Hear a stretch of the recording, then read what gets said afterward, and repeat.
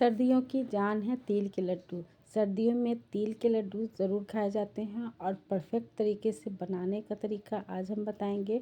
और सबसे बड़ी बात है, इसमें कैल्शियम बहुत ज़्यादा होता है। जिन्हें घुटनों का दर्द है, नसों का दर्द है और घुटनों में परेशानी होती है, उन्हें तिल के लड्डू तो खाने चाहिए। तिल के लड्डू खाने से घुटने में कट-कट की आवाज़ें जो होती हैं और दर्द जो होता है उसी में कम होता है। और तिल के लड्डू गर्म होता है तो सर्दी के मौसम में तो इसे ज़रूर से खाना चाहिए। बच्चे बड़े सभी को खाना चाहिए। तो चलिए बनाते हैं बाज़ार से कहीं ज़्यादा अच्छा, टेस्टी और मज़ेदार और परफेक्ट लड्डू जो आप आसानी से घर पे बना सकते हैं, उस तरह के लड्डू बनाएंगे। तो यहाँ पे साफ़ तिल ले लिया है, सफ़ेद तिल है और इसे चून लेंगे, फटक लेंगे। उसके बाद कढ़ाई में इसे भूनेंगे। हल्का सा भुनना है, इतना भुनना है कि इसका कलर ब्राउन कलर का होना चाहिए, इतना थोड़ा सा कलर चेंज हो जाना चाहिए।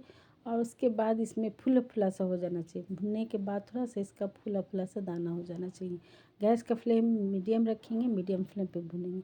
उससे बड़ी बात है कि आप जो जिस बर्तन में बनाएंगे या फिर तिल को भुनेंगे वो मोटा पेंदी का होना चाहिए।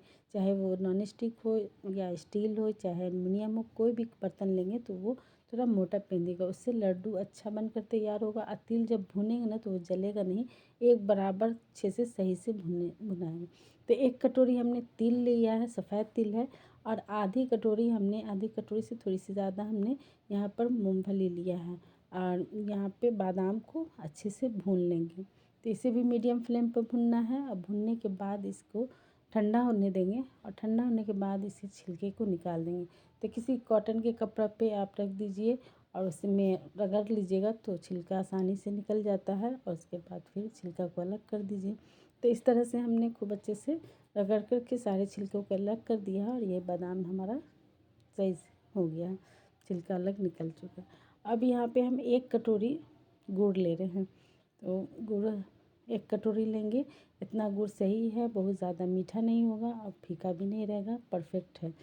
और उसको कढ़ाई में डालेंगे, उसी कढ़ाई में जिसमें तिल भुना था। और 4 चम्मच चाय के चम्मच से पानी डालें। पानी बहुत ज़्यादा नहीं डालेंगे वरना बहुत लंबा टाइम लग जाएगा।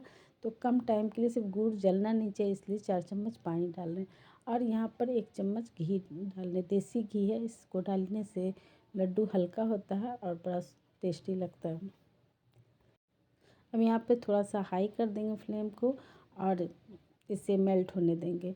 तब झाग आने लगेगा, उसका झाग आना शुरू हो जाएगा तो बराबर से लगातार चलाते रहेंगे। गैस का फ्लेम मीडियम कर लेंगे। तो यहाँ पे झाग आना शुरू हो गया है।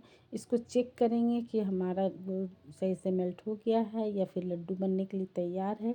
उसको चेक करने का सबसे आसान तरीका है कि कटोरी में, एक बाउल में पानी ले लीजिए और उसमें डाल करके आप देखिए। अगर वो एक जगह इकट्ठा हो जा रहा है तो इसका मतलब कि हमारा लड्डू बनने के लिए तैयार। तो यहाँ हमने डाला है और ये इकट्ठा होना शुरू हो गया। तो इसका बॉल इस तरह से बन रहा है। तो हमारे लिए तो ये सही है। आप ज़्यादा सख्त रखना चाहते हैं, लड्डू कड़ा लड्डू बनाना चाहते हैं तो थोड़ा सा और रख लीजिएगा, वरना इतना सही है, हमारे लिए इतना सही है। सॉफ्ट बनकर इससे तैयार होगा और अच्छा लगता है खाने में।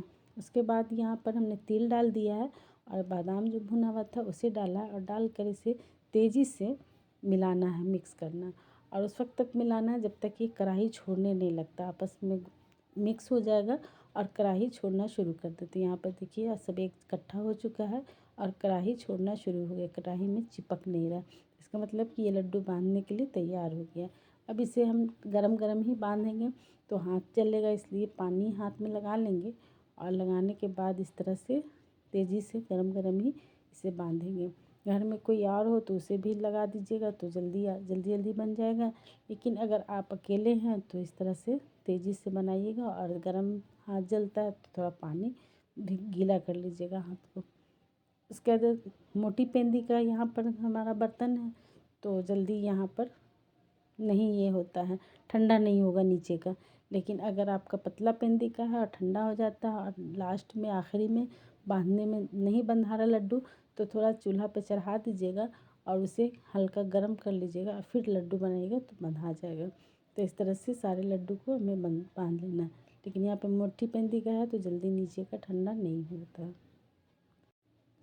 तो यहाँ पे हमने बादाम डाला है तिल के साथ आप अगर पसंद करते हैं तो डालिएगा, नहीं पसंद करते हैं तो नहीं डालिएगा, लेकिन डालने से टेस्ट इसका ज़्यादा अच्छा आ जाता है। तो यहाँ पे देखिए नीचे का भी गर्म है और तेज़ी से हम बना रहे हैं। सारे लड्डू हमारे लगभग बन चुके हैं और सबको आखिरी में जो भी है उसे हम बिल्कुल निकाल करके सबसे आखिरी वाला एकदम बहुत छोटा सा बनकर तैयार हुआ। तो इस तरह से हमारा लड्डू बनकर तैयार है।